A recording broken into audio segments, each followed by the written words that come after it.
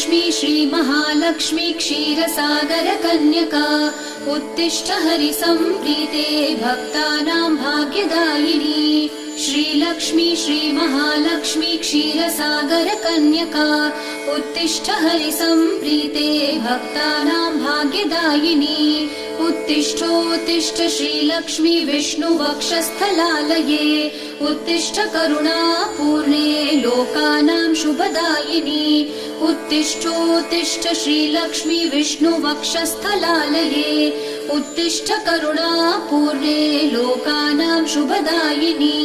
श्रीपद्ममध्यवसिते वरपद्मनेत्रे श्रीपद्महस्तचिरपूजितपद्मपादे श्रीपद्मजातजननी शुभपद्मवक्त्रे श्रीलक्ष्मी भक्तवरदे तव सुप्रभातम्।